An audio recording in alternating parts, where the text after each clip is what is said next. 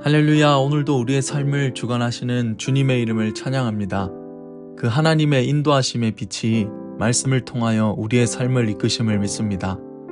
오늘도 그 하나님의 주권과 통치가 말씀을 듣는 저와 여러분들 가운데 충만하시기를 축복하며 2023년 11월 9일 목요일 아침 예배 성삼위 하나님께 올려드립니다. 오늘 본문 내용이 기므로 민수기 32장 18절, 19절, 24절, 25절로만 봉독하도록 하겠습니다. 함께 주님의 말씀을 받겠습니다.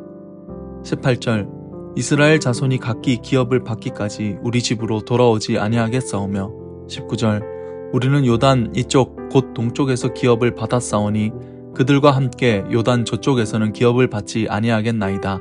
24절 너희는 어린아이들을 위하여 성읍을 건축하고 양을 위하여 우리를 지으라. 그리하고 너희의 입이 말한 대로 행하라. 25절 갓 자손과 르우벤 자손이 모세에게 대답하여 이르되 주의 종들인 우리는 우리 주의 명령대로 행할 것이라. 아멘. 이것은 하나님의 말씀입니다. 우리는 어제 본문을 통하여 이제 가나안 점령을 앞두고 요단강 앞 모압 평지에서 진을 치고 있는 이스라엘 가운데 두 지파인 르우벤 지파와 갓 지파의 요청을 함께 살펴보았습니다. 이들의 요청은 무엇이었습니까?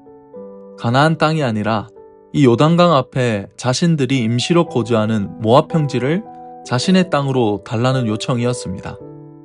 이에 모세는 어떻게 말하였습니까? 너희가 돌이켜 떠나면 여호와께서 광야에 이 백성들을 버리신다 라고까지 말했죠. 하지만 이러한 모세의 강경한 입장에도 불구하고 르우벤과 갓 지파는 또 다른 제안을 하는데요. 그것이 바로 오늘 본문 민수기 32장 16절부터 19절까지의 내용입니다. 이 16절부터 19절까지 내용이 뭐냐면 이제 이 르우벤 지파와 갓 지파가 모세의 말을 듣고 이렇게 말하는 것입니다.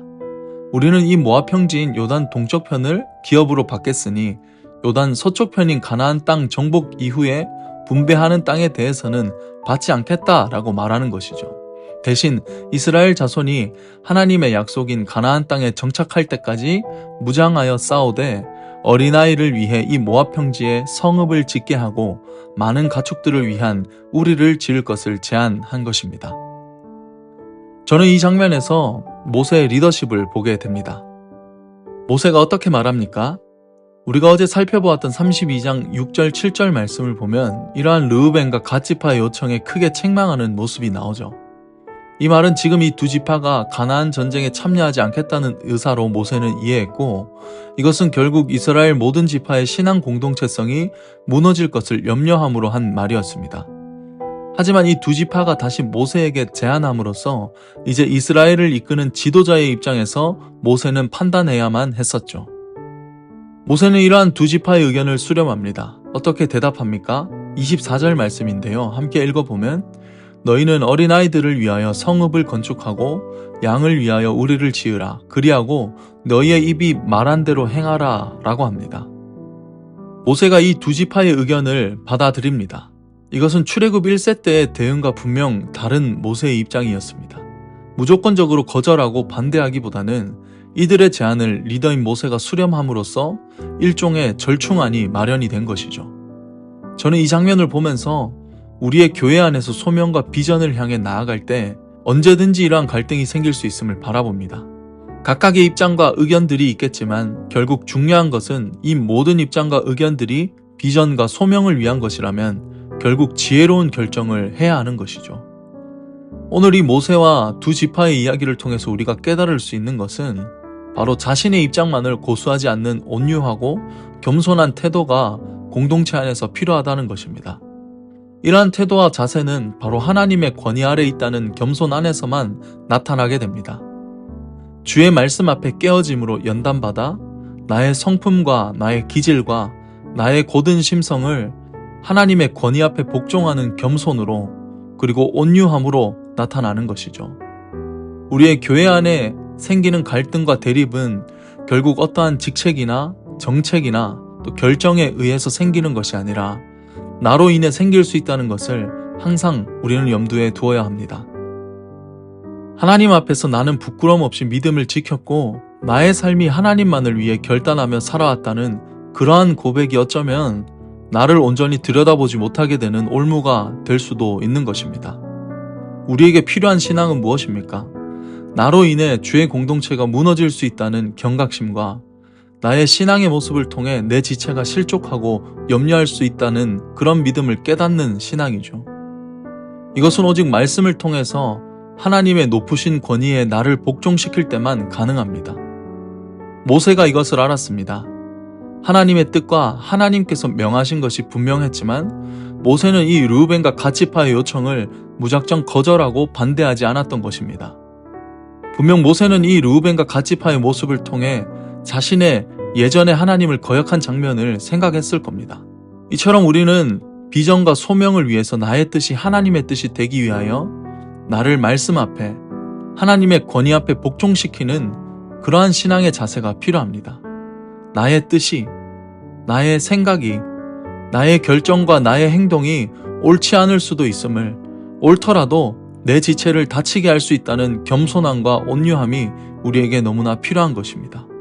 오늘 말씀을 듣는 저와 여러분들 가운데 주의 말씀의 빛이 우리를 비추셔서 하나님의 권위 앞에 나를 복종시키고 그 말씀의 능력과 힘으로 결정하고 판단하고 행할 수 있기를 예수님의 이름으로 축원합니다. 오직 주의 말씀 앞에 우리를 복종시킬 때 하나님 앞에 그리고 사람 앞에서 우리는 비로소 자유하게 되는 것입니다. 또한 두 번째로 우리가 깨달을 수 있는 것은 무엇이냐면 이 모세의 리더십의 자세가 분명 훌륭하였지만 간과한 것이 있었습니다.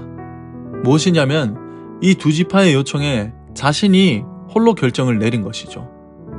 가나안 땅 분배라는 하나님의 언약 성취와 구원에 대한 문제를 하나님께 묻지 않았다는 것입니다. 분명 모세가 이렇게 결정한 것은 매우 훌륭한 처사였습니다.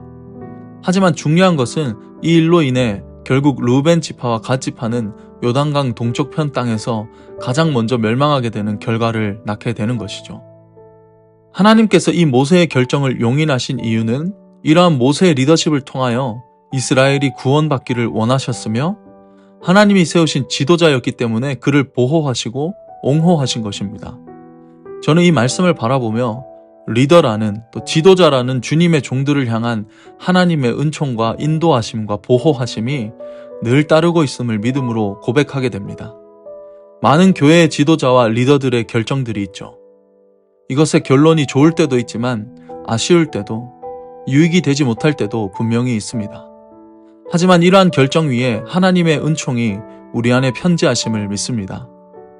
때로는 기도하지 않고 결정된 것들이 교회 안에 있을 수 있고 때로는 모두가 아닌 어떠한 특정 대상에게만 유익이 되는 결정이 생길 수도 있습니다. 하지만 이것으로 끝났다고 마음 상하고 실족하며 상처받는 것으로 끝난다면 우리에게 하나님의 은총의 빛이 비춘다는 놀라운 사실을 우리는 경험하지 못할 것입니다. 하나님의 은총이 우리의 모든 삶에 충만하심을 믿으십시오. 주의 교회와 주의 지체를 붙드시고 이끄시는 분은 오직 하나님 한 분이시며 오직 하나님만이 하실 수 있는 일입니다.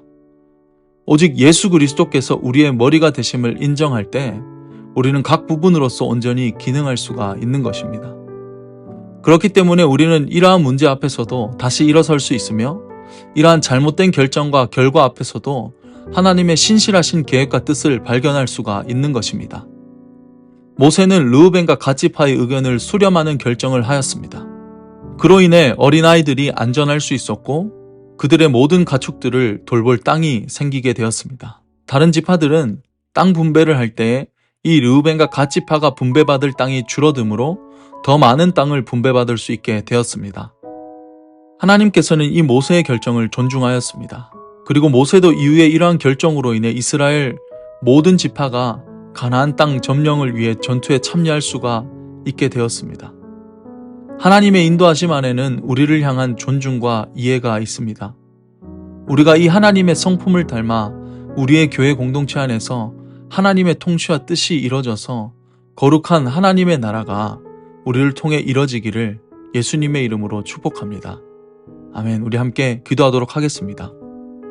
모든 결정의 주관자이신 하나님, 오늘 말씀을 통해 우리의 모습이 얼마나 연약하고 부족한지 다시금 되돌아보게 됩니다.